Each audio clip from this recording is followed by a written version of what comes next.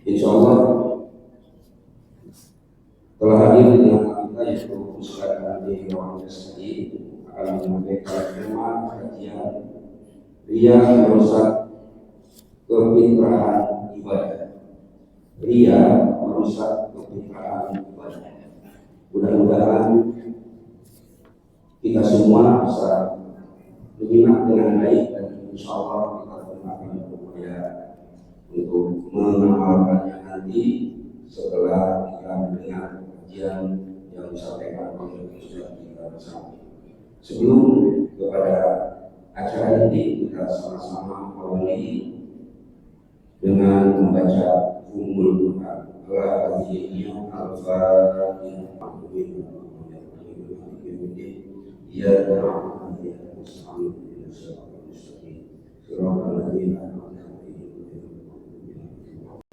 Terima kasih. Assalamualaikum warahmatullahi wabarakatuh. Waalaikumsalam warahmatullahi wabarakatuh.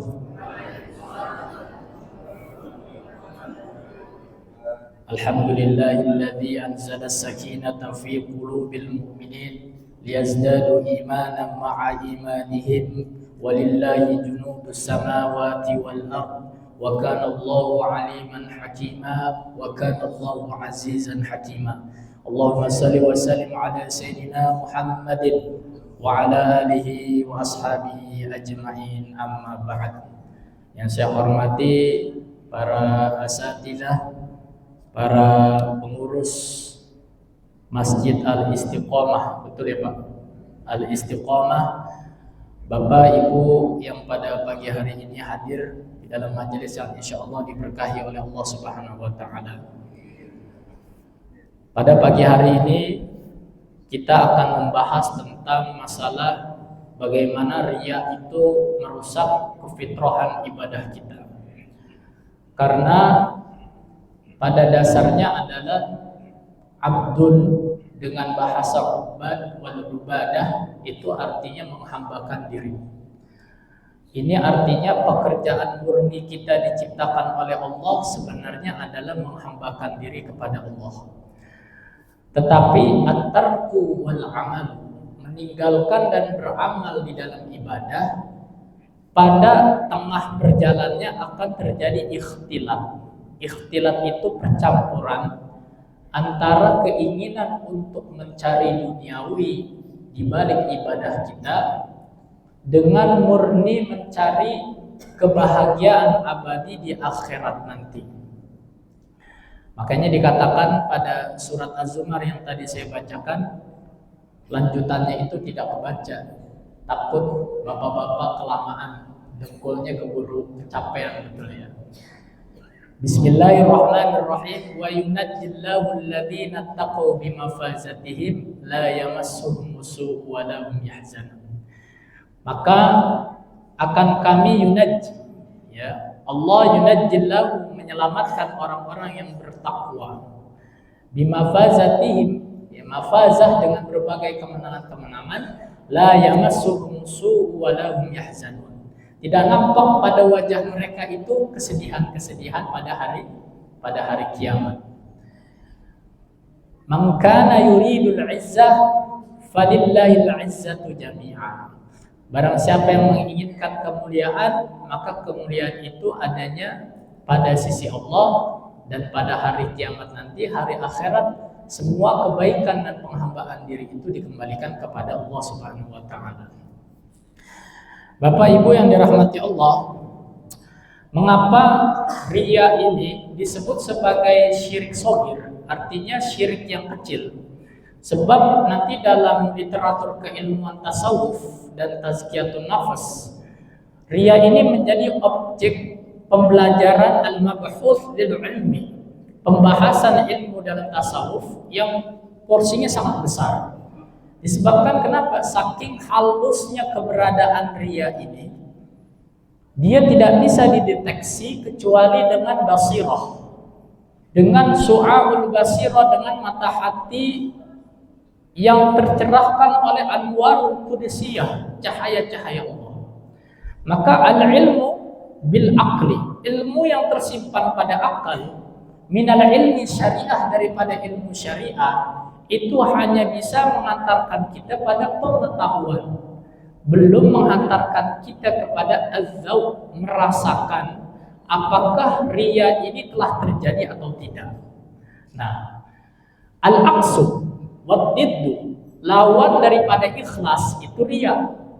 Makanya untuk kita mengetahui ikhlas, dimensi ikhlas itu sangat mendalam, maka cara mempelajarinya adalah dengan mempelajari lawannya, yaitu riya.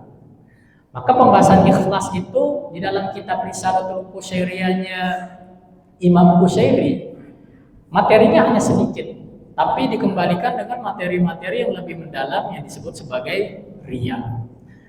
Oleh sebab itu, musyrik kabir seperti meletakkan sesajen di bawah pohon, lalu menganggap pohon itu memberikan keramat, itu tidak menjadi objek pembahasan dalam tasawuf. Disebabkan kenapa? Kemusyrikannya itu telah nampak, bisa dibedakan. Tapi berbeda dengan riya. Saya mengimami. Ketika saya mengimami, ada al-khatr, lintasan hati agar bacaan saya bisa dibilang fasih, agar bacaan Quran saya bisa menghantarkan makmum itu menjadi khusyuk. Itu lintasan hati, Pak. Dan itu sangat latif, sangat lembut. Ketika lintasan hati itu datang, maka tidak bisa dideteksi kecuali dengan yang namanya syu'a'ul basirah. Masalahnya adalah kita tidak memiliki pengetahuan yang mendalam bagaimana menghidupkan sinyal-sinyal syu'a'ul basirah atau yang disebut sebagai mata hati. Dia itu sensorik yang sangat halus. Dikatakan dalam Ihya Ulumuddin Imam Al-Ghazali bahwa syu'a'ul basirah bisa merasakan penyusup-penyusup itu masuk ke dalam qalbun kita, berupa penyakit dengki, riya. Itu kan halus. Ketika lintasan hati itu datang, sinyalnya bunyi, Pak, bunyi. Al-khatr minas syaitan, lintasan hati yang datangnya dari syaitan. Ya. Nanti pembahasannya dalam hikam. Kalau dia kecewa ketika dikritik dan dia putus asa ketika setelah beramal dengan semangat, munculnya kekecewaan dan keterputusasaan disebabkan kritikan makhluk, itu menandakan dia telah mentasdik, membenarkan dirinya jatuh ke dalam riya. Oleh sebab itu, riya di dalam amal ibadah, ketika amal ibadah kita ini dicerca, dicela, dikritik oleh orang lain, itu tidak menyurutkan, tidak menyurutkan semangat kita, tidak membuat kita sedih. Ibu menjadi panitia kurban nanti di sini bagian makan buat panitia. Tiba-tiba ada omong-omongan tuh, betul nggak? Ini panitia kemarin nih pendanaannya gimana sih? Duit segini kok, kegiatan segitu duitnya banyak.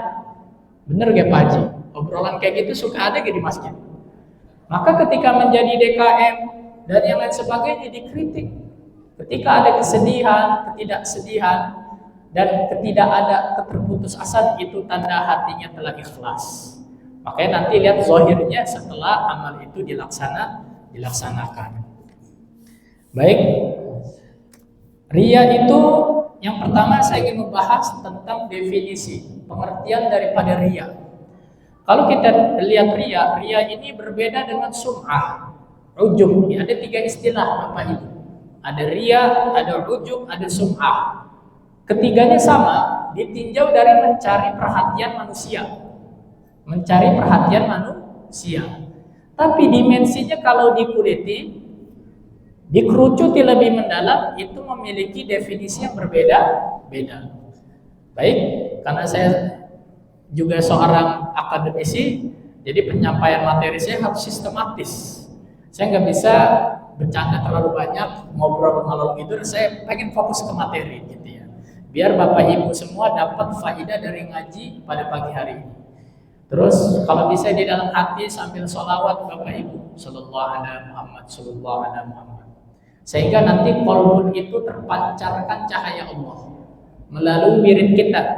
Nanti ilmu itu masuknya ke akal, zikir kita masuknya ke qalbun. Ketemu tuh antara ilmu subuh hari ini dengan warid, buah daripada wirid kita selama kita ngaji. Ya, tolong dibantu majelis ini biar berkah hati Bapak Ibu sholawat kepada baginda Rasulullah Sallallahu Alaihi Wasallam. Yang pertama adalah ta'rifur riya, definisi pengertian daripada riya. Riya ini menurut lughatan, menurut bahasa itu berasal dari kata ro'ayar, artinya melihat. Melihatnya itu dengan mata kepala. Jadi nazara yanzuru itu melihat, basara yabsiru itu juga melihat, ro'ayaro juga melihat. Perbedaannya ada di mana? Ro'ayaro itu melihatnya dengan mata kepala telanjang, mata kepala. Tapi kalau basara yabsiru, yaitu menandakan mata yang ada di dalam qalbun. Jadi qalbun ini, hati kita ini, dia punya mata yang disebut sebagai basirah. Makanya pembahasan mendalam tentang basirah ada di dalam Ihya Ulumuddin. Menurut istilah, kalimat riya ini ada definisi yang kita ambil dalam kitab Ihya Ulumuddin. Ar-riya'u, riya adalah huwa adaul ibadah. Riya adalah adaul ibadah, melakukan amal ibadah, au amalil khairi, atau amal-amal kebaikan. Jadi dia tidak meninggalkan amal, Bu. Pak, melaksanakan amal. Definisi riya itu wajib melakukan amal dulu. Kalau dia tidak beramal, tidak mungkin jatuh ke dalam riya. Oke, gak ada istilah at-tarku. At-tarku, meninggalkan amal karena manusia, itu gak ada istilah at-tarku. Tetapi di sini permasalahan ini. Biniyatin an yarahun nasu. Dengan niat untuk agar dilihat oleh manusia. Hati-hati kalau kita naruh kambing, naruh sapi 2 nama, 3 nama. Bagaimana caranya tidak bisa riya sedangkan manusia mengetahui? Kita bahas nanti lebih dalam ya.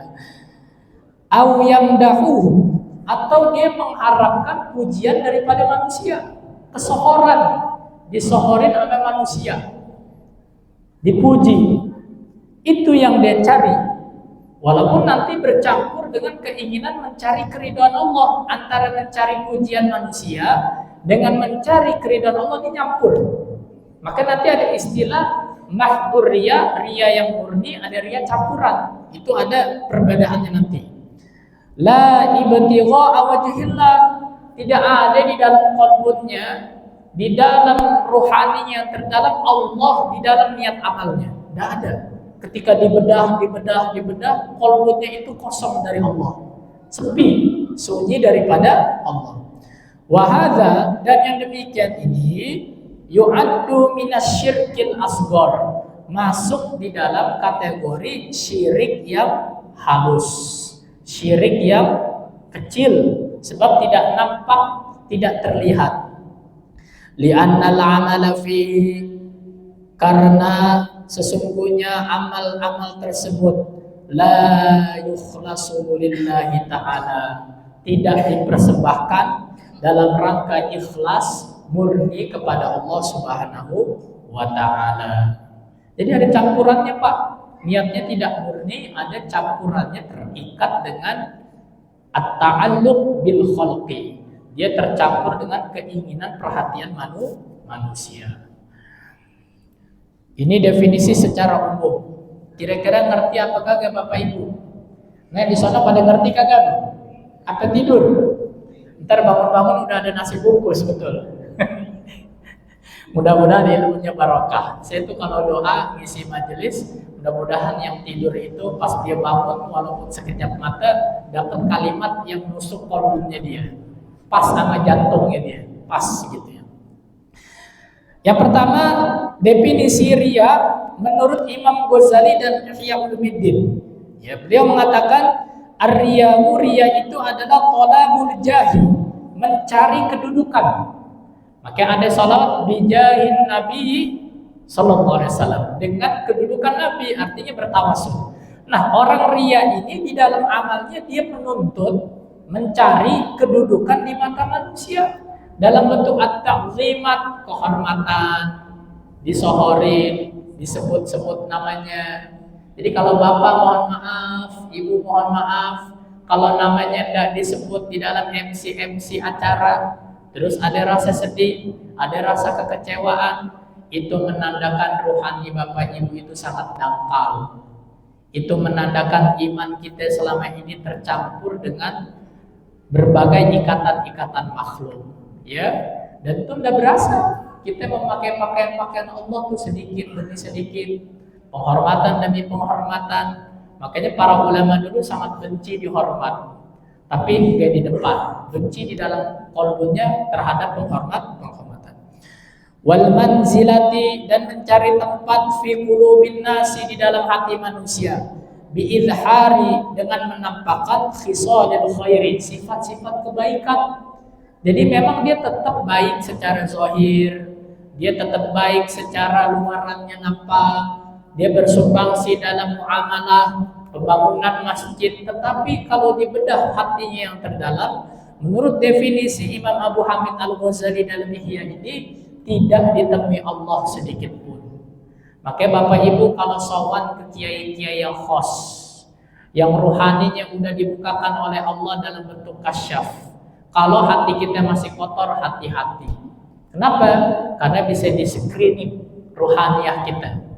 Makanya nanti adabnya dalam sulukil adab murid, ya, Syekh Abdul Wahab Asy-Sya'rani, kalau kita berhadapan dengan kiai-kiai khos yang sudah sangat spesial di mata Allah, jangan banyak bicara. Sebab kenapa? Rohani kita itu bisa terlacak. Saya tidak mengatakan isi hati kita ya, tapi tingkatan rohaniah kita itu bisa terlacak oleh beliau.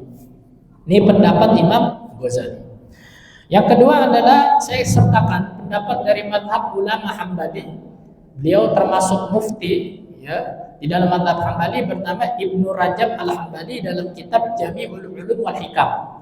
Beliau mendefinisikan riya, riya itu adalah ayya'mala, melakukan amal-amal ibadah, baik itu ibadah mahdha ataupun ibadah muamalah, linnasi, untuk manusia, ma yuf'alu lillahi, suatu amal di mana amal itu tadinya untuk Allah, persembahannya untuk Allah, tapi apa?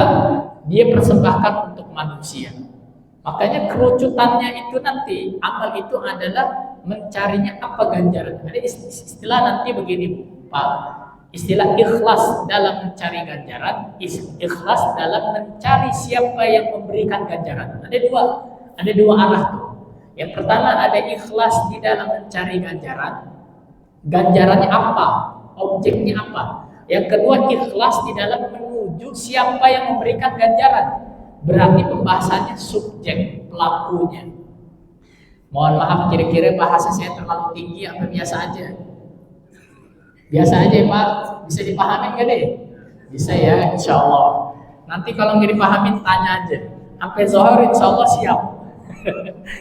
Nah, jadi dia melakukan amal yang secara mutlakon, memang dasar penciptaan kita ini untuk berbudak diri kepada Allah, tapi kita berbudak diri kepada manusia.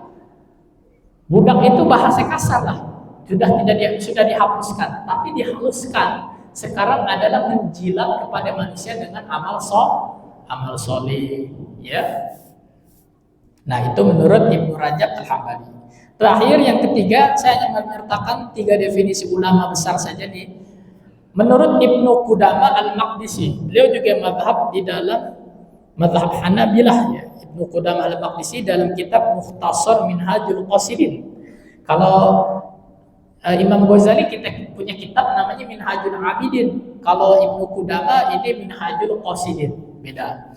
Apa katanya ar-riya? Riya itu huwa ayyaqsida bil ta'ah. Seseorang bermaksud melaksanakan ketaatan. Ghairullahi ta'ala, tetapi ketaatan itu tidak ditemui ada Allah Subhanahu wa taala di dalam tujuannya. Berarti intisari daripada pengertian riya itu adalah yang pertama, dia beramal. Jadi syarat orang kena riya harusnya beramal dulu.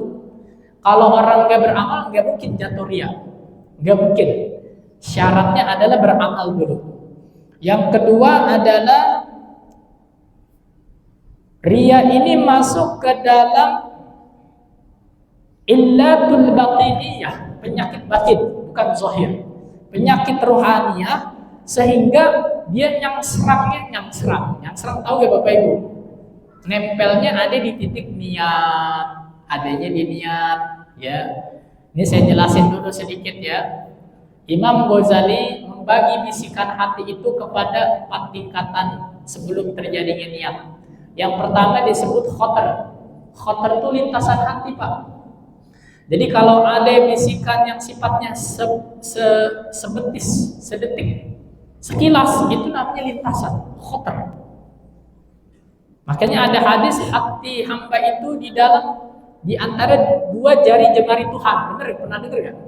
Itu menandakan, kata Imam Ghazali, qalbunnya seorang hamba setiap detik itu diserang terus oleh lintasan-lintasan hati.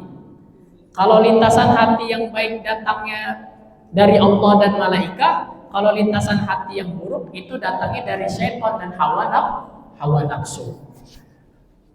Naik lintasan hati kok makin menetap di dalam dada kita, di qalbun kita, Pak. Masuk yang disebut iradah. Iradah udah lebih netap lagi tuh, udah lebih kuat keinginannya. Dari iradah naik lagi yang namanya himmah. Keinginannya udah kuat. Nah, dari himmah baru yang namanya niat. Dari niat inilah kata Imam Ghazali dalam Ihya Ulumuddin, malaikat baru mengetahui isi hatinya manusia, isi hatinya seorang hamba. Makanya kalau niatnya udah buruk, nanti amalnya bisa buruk. Nanti dari niat amal, dari amal menjadi pembiasaan. Pembiasaan naik ke karakter naik ke watak naik ke kebudayaan. Jadi semua tuh kebudayaan yang ada sekarang di peradaban, di kehidupan kita itu berawal dari lintasan hati. Nah, makanya kita harus minta kepada Allah lintasan hati yang selalu baik. Lintasan hati yang selalu berkeinginan menghambakan diri kepada Allah. Jadi jeli itu. Orang kalau wiridannya udah kuat, Pak, sikirannya udah kuat, malamnya ibadah, pagi dia nyakitin manusia, itu nanti lintasan hati itu dia tajam, bisa mendeteksi dia. Ini lintasan hati yang datangnya dari syaitan, apa dari malaikat, apa dari Allah, apa dari hawa nafsu. Dia bisa mendeteksi itu semua. Sehingga dia memiliki tindak lanjut dari perbuatannya. Begitu. Ketika niat sudah sampai, maka hati-hati. Kalau kita diwafatkan memiliki niat tertentu, itu akan tersimpan pada hari berbangkit. Imam Ghazali memberikan penjelasan gini. Kalau sudah sampai pada niat, misalnya anak kita disakitin, Pak, sama orang, dijelek-jelekin, sakit. Ini kita udah nyiapin golok. Malam-malam ditaruh di bawah kasur kita. Besok pokoknya tuh jam 2 malam gua bakalan ke rumah tuh orang yang nyakitin anak gua tuh, gua mau bacok. Tapi rencana dia tuh jam 9 malam ditaruh itu golok, dia tidur. Ketika tidur dia kena serangan jantung. Kan belum terrealisasi niatnya. Tapi kata Imam Ghazali, karena niatnya udah tersimpan di dalam qalbun, dia akan dimatikan, diwafatkan. Itu dalam kategori orang yang memiliki niat membunuh orang. Jadi sama, itu bahayanya niat. Sampai kalau Bapak punya niat ngafalin Quran, saya pengen nih ngafalin Quran dah, saya udah mulai ngaji Quran. Tiba-tiba hafalan Bapak, Ibu baru juz 30, masuk juz 29 wafat. Tapi niatnya kuat, saya harus selesai 30 juz sebelum saya wafat. Itu nanti dibangkitkan bersama para ahli Quran, disebabkan kemuliaan niatnya. Jadi riya itu muncul pada titik niat, belum di khotar, Pak. Jadi khotar itu lintasan hati, adanya di sir, bukan di qalbun. Sir itu rahasia antara bapak ibu yang punya badan dengan Allah yang mengetahui berbagai lintasan hati. Walaqad khalaqnal insana wa na'lamu ma tuwaswisu bihi nafsuhu wa nahnu aqrabu ilaihi min hablil warid. Kamilah yang menciptakan manusia. Wa na'lamu ma tuwaswisu bihi nafsuhu, dan kamilah yang mengetahui apa yang selalu terngiang-ngiang di dalam dirinya. Wa nahnu aqrabu ilaihi min hablil warid, dan kami lebih dekat kepada dirinya daripada urat lehernya sendiri. Jadi Allah perhati itu setiap detik lintasan hati kita, setiap tarikan nafas kita tuh ada Allah apa enggak, setiap detak jantung kita ada Allah apa kagak, ya. Jadi kira-kira ngerti nggak nih pengertian daripada ria, Bapak Ibu? Ngerti ya? Intinya adalah beramal soleh tapi mencari sesuatu daripada makhluk, artinya manusia, baik itu pujian, penghormatan, disebut-sebut namanya, ya. Mulutnya boleh ngaku, saya nggak pernah kok mencari kehormatan, saya ngurus masjid ini nggak pernah punya kebutuhan apapun, saya niat karena Allah. Tapi ingat, ketika acara-acara besar namanya tidak disebutkan, kecewa, sedih, seperti tidak dianggap, itu menandakan di dalam sirnya yang terdalam menyimpan penyakit ria. Begitu, Pak. Nah, itu tentang definisi. Yang berikutnya adalah khotrur ria, bahaya daripada ria, ya. Dikatakan oleh Imam Ghazali di sini ada fadihatani. Bahaya yang pertama itu adalah dua penelanjangan. Jadi orang yang melakukan ria itu ditelanjangin sama Allah aibnya. Sehingga ada dua penelanjangan. Fadihatun itu penelanjangan. Penelanjangan maksudnya aibnya dibuka oleh Allah. Yang pertama adalah fadihatus sirri. Penelanjangan yang sifatnya itu sir, rahasia.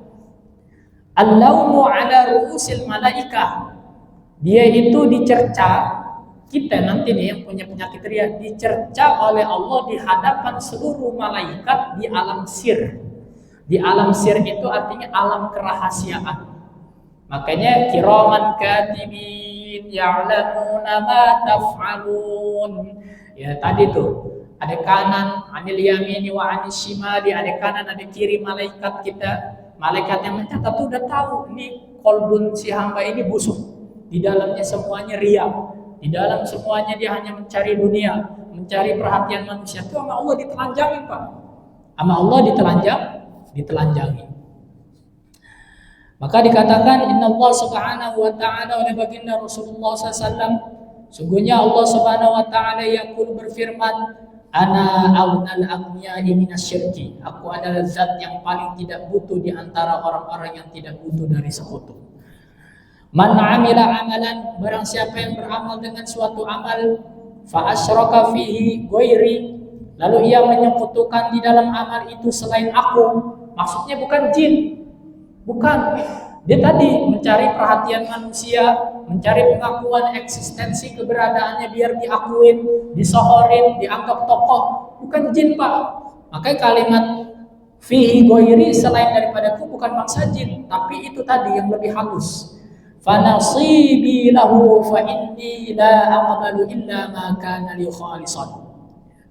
Maka bagianku pada selain aku, karena sungguhnya aku tidak akan menerima kecuali segala amal yang adanya murni untukku saja. Jadi Allah hanya menginginkan yang murni-murni saja. Makanya orang yang sombongnya seperti Fir'aun di zaman sekarang hampir udah gak ada. Tapi kalau sombongnya, kibernya khofiyah, dalam bentuk kesombongan yang sifatnya halus, itu masih nampak. Nampak pada bagaimana dia berbicara, bagaimana dia berpendapat ketika di dalam musyawarah dan lain sebagainya. Itu nampak, Pak. Makanya hati-hati sama orang yang sirnya ini udah jeli, itu akan nampak. Tetapi apa bedanya orang yang sirnya sudah jeli dengan para dukun? Kalau dukun itu ngebuka aib kita.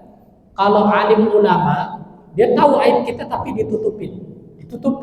Ya, itu perbedaannya. Jadi nanti malaikat itu akan memberikan tanda bahwa ini adalah hamba yang senantiasa melakukan perbuatan ria. Wadzalika demikian itu lima ruwiya annal malaika, diriwayatkan ada sebuah hadis annal malaika, bahwa para malaikat tas'adu bi amalil abdi, dia naik, ya, naik dengan membawa amal seorang hamba. Mubtahiji nabi fayaqulullah ta'ala, sembari merasa senang dengan amal itu. Misalnya ada haji fulan Dia beramal kurban besok 1 ekor sapi, semua digarap sama dia satu keluarga. Kan malaikat senang. Di bawah itu amal, malaikat naik ke langit. Senang itu malaikat, ini ada haji fulan ya Allah, bawa 1 ekor sapi kurban ya Allah. Dia naik, disebutin itu namanya. Orang malaikat yang membawa amal tersebut. Apa kata Allah tadi? Ruddu ila sijjin. Kembalikan amal itu ke rumah tahanan, katanya. Sijjin itu penjara, Pak. Ya, sijnun artinya penjara.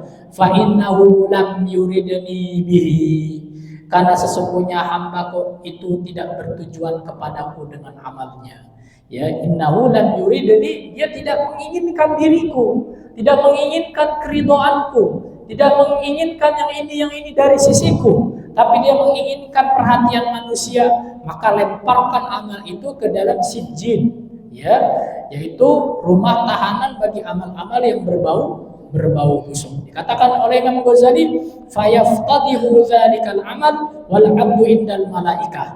Maka tertelanjanglah, terbongkarlah aib kejelekan amal dan hamba itu di hadapan para malaikat. Ya. Nah, itu penelanjangan yang pertama. Penelanjangan yang kedua adalah fadihatul alaniyah. Penelanjangan yang bersifat zahir, terjadi pada hari kiamat, pada hari yaumul hisab. Al-laumu ru'u ala ru'usil khalaiki, dikecam di hadapan oleh seluruh makhluk-makhluk, yakni seluruh manusia dari zamannya Nabi Adam sampai yang akhir, dan seluruh bangsa jin. Sebab keduanya nanti yang dikumpulkan pada yaumul mahsyar. Tapi ada catatan di sini. Bagi orang yang bertaubatan nasuha, ditelanjangnya sama Allah cuman kita sama Allah doang, Pak, dicecer. Bagi orang yang taubatan nasuha nih. Jadi sebelum wafat dia taubatan nasuha, itu tetap sama Allah dicecer. Kenapa kamu melakukan amal ini dan kau mencari perhatian manusia? Tapi kalau dia tidak bertaubat kepada Allah, itu seluruh amal-amalnya ditelanjangin, dilihatin kepalsuannya di hadapan seluruh manusia, begitu. Nah, ini khotrur riya, bahaya daripada riya yang pertama. Yang kedua adalah musibatani, orang yang jatuh ke dalam riya dan dia tidak mau mengobati dirinya, dia akan terkena 2 musibah. Yang pertama adalah fautul jannah, terhalangnya daripada surga. Ya, ini udah masyhur.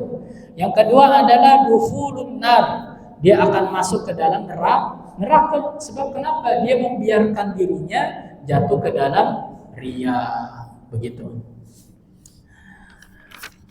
Yang terakhir di sini ada alamatur riya, tanda-tanda riya ada 8. Kira-kira waktunya cukup kagak ini ya.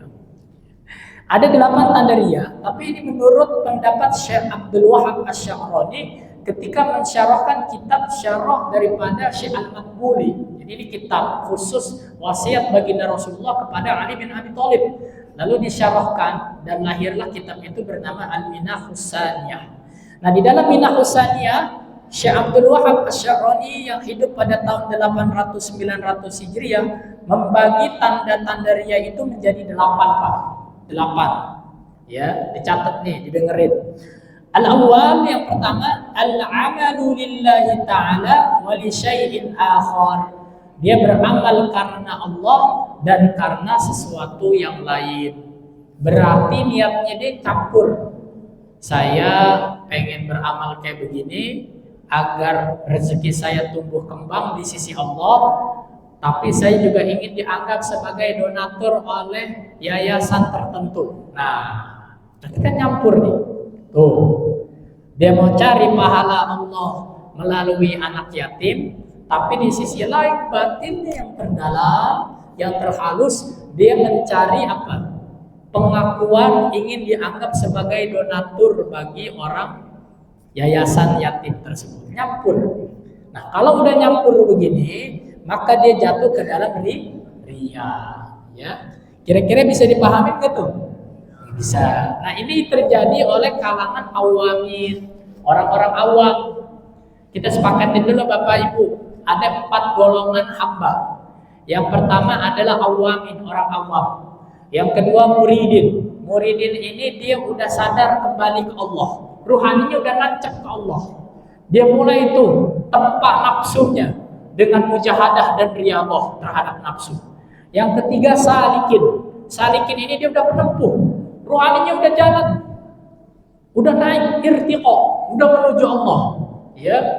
Katanya salikin muntahi yang udah akhirat itu udah mulai punya karomah. Karomah itu cipretan sedikit daripada mukjizat baginda Rasulullah. Yang terakhir, yang tertinggi adalah arifin billah, orang yang sudah mencapai derajat ma'rifah. Nah, di bawah awamin yang paling rendah itu ada fasiqin, orang yang istimror dalam maksiat. Ada zalimin, orang yang masih terus-terusan melakukan kemaksiatannya dan menzalimi orang lain. Ada lagi munafikin, hatinya tertutup, tapi luarannya seperti orang Islam.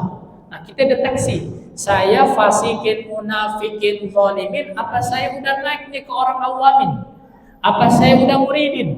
Apa saya sudah salikin? Apakah saya sudah arifin billah? Ada di sini arifin namanya. Arifin namanya doang mungkin ya, begitu ya. Nah, yang pertama ini adalah tanda bagi orang awamin. Itu biasa terjadi bagi orang-orang awam. Kenapa? Karena belum punya zikiran yang tetap di dalam batinnya, yang tetap, yang diistimrorkan. Itu yang pertama. Yang kedua adalah mahabbatut tila'in nasi, menyukai perhatian manusia alal ibadah, terhadap ibadahnya, wa ghairiha, ya, selain daripada abtila'in nas, ghairiha itu maksudnya adalah pujian manusia, kesohoran manusia yang tadi saya sampaikan. Jadi dia udah mulai itu cinta, dia semangat ibadah ketika dia dipuji, dan dia melemah ibadah ketika dia dicela. Itu udah tanda riya, gampang deteksinya itu. Nah, ini masuk ke dalam kaum awamin. Kaum awamin. Belum muridin nih. Ini belum muridin. Yang ketiga adalah tarkul amali, meninggalkan amal min ajlin nas, karena manusia. Dia meninggalkan amal karena manusia. Kenapa? Karena dia takut dicela. Wah. Pokoknya mengalami kesurutan.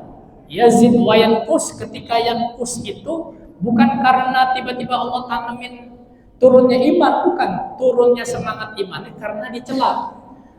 Makanya Pak, Ibu, al-imanu yazid wa yanqus, iman itu bertambah dan berkurang, itu ada dua pengertian. Dia bisa yazid dan yanqus karena pemberian Allah. Terkadang Allah uji nih, iman kita turun hari ini. Kok turun? Padahal semalam udah tahajud 50 rakaat, 20 rakaat. Kok subuhnya habis ini loyo, mau baca Quran malas, mau zikiran wiridan malas. Oh, tandanya Allah lagi nurunin sifat yang disebut sifat ad-dhaif. Wallahu yaqbidu wa yabsut. Allah punya yaqbid, punya yabsut. Ketika Allah nurunin qabd, itu sifat kesempitan dalam dada kita itu menguat sehingga ibadah malas. Nah, itu hati-hati. Tapi kalau kayak begini, dia itu surut ibadahnya, melemah ibadahnya disebabkan karena ajlin nas. Ajlin nas itu karena apa? Serangan dari manusia yang lain. Berupa apa? Celaan, dibully, dijulidin. Nah, itu menandakan amal yang dia laksanakan itu mengandung riya. Dan kategori yang ketiga ini masuk ke dalam kategori awamin. Masih orang awam. Ya, ada Pak yang lebih halus Pak. Ya. Yang keempat adalah qat'ul mizahi, menghentikan candaan al-mubahi. Candaannya mubah. Candaan yang haram itu kan kalau saling mencela, benar. Kalau candaan ini mubah, guyonan biasa, diberhentikan candaan itu. Kenapa? Idza dakhala man yastahya minhu, apabila masuk kepadanya orang yang memiliki jabatan. Jadi kalau ada orang jabatan, punya jabatan datang nih Pak Camat, Pak Lurah, Bu RT, Bu RW, kita lagi ngobrol guyon-guyon, tiba-tiba kita membenarkan sikap kita. Seperti layaknya orang yang ada orang besar dan kita merapihkan pakaian kita, ini jatuh ke dalam penyakit riya, begitu. Dan ini masih riya golongan orang awamin. Udah bunyi nih, gimana Pak Haji? Cukup ya?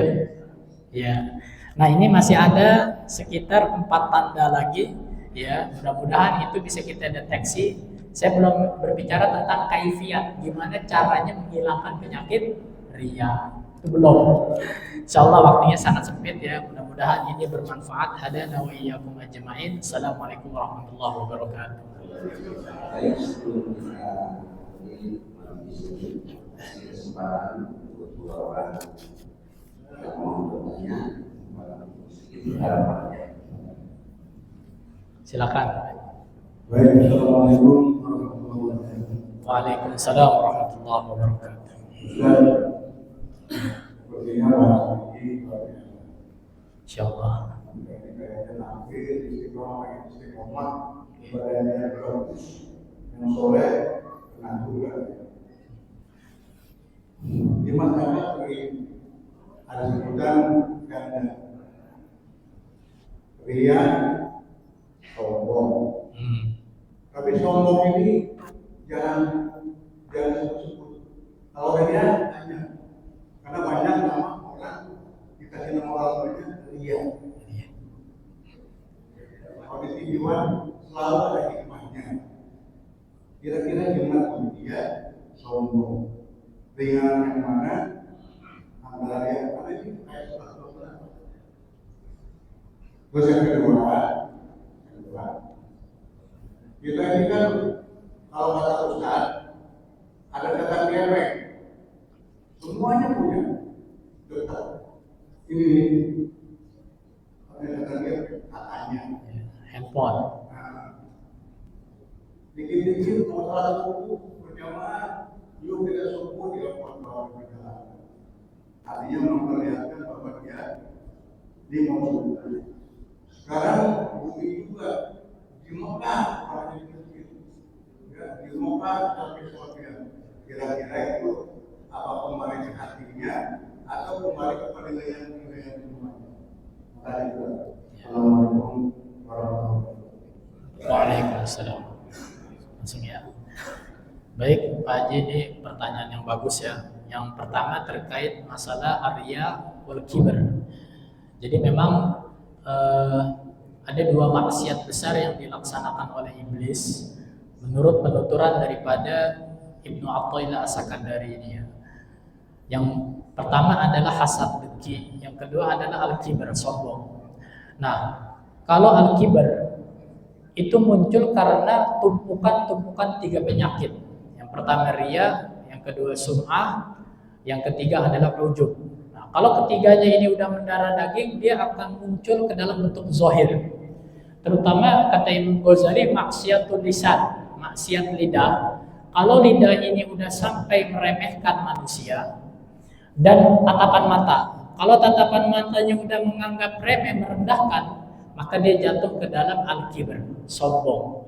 Maka sombong itu adalah menolak kebenaran dan meremehkan manusia. Sebab kenapa? Dia udah bukan lagi di kolbun, tapi dia udah terwakilkan dengan maksiat zahir bil lisan bil ain, dengan bibir, lidah, dan dengan kedua mata. Maka puncak daripada 3 tadi, ujub, ria, sum'ah, puncaknya adalah sombong, kibr. Ya. Maka orang yang ria belum tentu sombong. Kalau dia bisa ngerem, saya belum sombong karena belum meremehkan manusia, begitu. Nah, itu perbedaannya, sehingga itu saling membentuk, terstruktur. 3 tadi terstruktur, terbentuklah puncaknya yang namanya sombong, kibr. Makanya nanti al-kibr ini bisa mengenai orang-orang yang alim, orang yang paham agama, ya, orang yang ilmunya banyak, begitu. Makanya pengobatan bagi orang yang sombong adalah as-sukut, diam Pak. Makanya as-sukut itu adalah adabnya para sufi. Para sufi dalam ilmu tasawuf dan tazkiyatun nafas punya maqamat, kedudukan rohani yang disebut as-sukut, diam. Kenapa? Ketika kita diskusi dengan orang lain, kalau bukan yang namanya debat di dalam pesantren, ya, kalau pesantren debat itu biasa karena memang kelasnya untuk meningkatkan daya analisa. Begitu pula di perkampusan. Tapi kalau kita berdiskusi yang itu bukan mencari titik terang, maka adab yang paling tinggi adalah as-sukut, diam. Ya, itu diam itu adalah adab yang paling tinggi. Kalau dia belum mutakallim, bisa berbicara dengan baik. Ya, nah itu yang pertama. Yang kedua adalah bagi kita yang belum bisa melakukan kategori alamat-alamat riya dan bagaimana penanganannya, dan kita tidak memiliki obat untuk mengobati riya, dan kita tidak memiliki guru pembimbing rohani yang bisa mendeteksi hal tersebut, maka sebaiknya seluruh amal adalah dirahasiakan. Seluruh amal sebaiknya dirahasiakan. Dan ketika kita belajar ngaji, lalu mengklaim bahwa orang yang mengupdate status itu jatuh ke dalam riya, kita yang kena yang setan. Kita kenanya di mana? Penyakit suudzon. Orang makin ngajinya dalam, tasawufnya dalam, zikirannya dalam, wiridannya dalam, makin jeli melihat aib orang, itu tandanya kasyafnya dari setan. Tanda orang makrifat, mulai cahaya hatinya itu melebar, luas, dibukain kolbunya oleh Allah, nur cahaya kesucian, dia akan jeli melihat aib dirinya sendiri, dan dibutakan oleh Allah melihat aib orang lain. Makanya nanti Syekh Abdul Wahab bilang, kaum muridin itu dibukain nama Allah ujian bisa melihat aib orang lain. Jadi kalau Bapak ngaji zikiran wiridan, Bapak ngobrol sama orang, tiba-tiba Bapak seperti bisa membaca itu orang, hati-hati. Itu ujian Allah yang datangnya dari setan. Batasannya apa? Syariat. Ya, tidak boleh mengklaim dan mendeteksi apapun orang lain. Loh, kenapa? Kita belum bisa menutup aib orang lain. Banyak Pak, makanya banyak orang tampilannya seperti Kiai Habaib bisa melihat, men-screening orang, tahu aib orang. Itu tidak penting. Yang paling penting adalah kata Ibnu Athaillah di dalam Hikam. Ibnu Ajibah menjelaskan dalam Hikam Ibnu Athaillah, tanda-tanda makrifat awal adalah dia bisa melihat aib dirinya sendiri. Nah, kalau kita gelisah dengan status orang yang menampakkan ibadahnya, yang menampakkan amaliyahnya, kita resah, panas, itu tandanya kita yang kena penyakit dengki. Jadi hati-hati. Makanya di situ yang diterapkan adab as-sukut, diam. Walaupun nanti kita akan diuji. Makanya pendakian menuju ke Allah itu berat, sangat berat. Nah, sebaiknya memang dimulai dari usia muda, 30 tahun. Nanti ditempa terus pelan sedikit demi sedikit begitu. Jadi intinya adalah tidak semua orang yang mengupload statusnya ketika dia umroh, ketika dia haji, ketika dia ibadah, bisa jadi itu bukan bagian daripada riya. Sebab kenapa riya itu wilayah dirinya dengan Allah. Fa amma bi ni'mati rabbika fahaddits. Ditampakin kenikmatan Allah, bisa jadi niat dia adalah menampakkan kenikmatan Allah. Ya, tetapi itu bisa mengundang orang yang dengki tadi. Ya, jadi hati-hati. Kalau kita belum bisa ikhlas, kita belum mengerti dimensi daripada riya, maka sebaiknya dirahasiakan seluruh amal-amal kita. Tapi kalau kita nanti sudah jeli basirah kita, baru kita boleh menampakkan amal-amal kita. Ya, nah itu mungkin jawaban dari saya, insya Allah. Baik, pembahasan nampaknya masih harus panjang, tapi waktunya membatasi. Nah, insya Allah nanti kajian selanjutnya sangat membutuhkan materi-materi seperti ini. Kemudian untuk selanjutnya kita menurut baca doa. Baik Bapak Ibu yang dirahmati Allah, kita tutup majelis ini dengan membaca doa bersama. Mudah-mudahan seluruh hajat Bapak Ibu, hajat dunia akhirat disampaikan oleh Allah Subhanahu wa taala. Astaghfirullahaladzim, astaghfirullahaladzim, astaghfirullahaladzim. Alhamdulillahirabbil alamin. اللهم صل وسلم على سيدنا محمد وعلى آل سيدنا محمد. اللهم يا قاضي الحاجات يا قاضي الحاجات يا قاضي الحاجات، اللهم يا كافي المهمات يا كافي المهمات يا كافي المهمات، اللهم يا رافع الدرجات يا رافع الدرجات يا رافع الدرجات، اللهم يا دافع البليات يا دافع البليات يا دافع البليات، اللهم يا محل المشكلات يا محل المشكلات يا محل المشكلات، اللهم يا مجيب الدعوات يا مجيب الدعوات يا مجيب الدعوات، اللهم يا شافي الأمراض يا شافي الأمراض يا شافي الأمراض، اللهم يا أرحم الراحمين يا أرحم الراحمين يا أرحم الراحمين، ارحمنا يا الله ارحمنا يا الله يا أرحم الراحمين. ربنا آتنا في الدنيا حسنة وفي الآخرة حسنة وقنا عذاب النار، وصلى الله على سيدنا محمد النبي الأمي وعلى آله وصحبه أجمعين، والحمد لله رب العالمين. Subhanallah Allahumma bihamdika asyhadu an la ilaha illa anta astaghfiruka wa atubu ilaik. Sallallahu ala Muhammad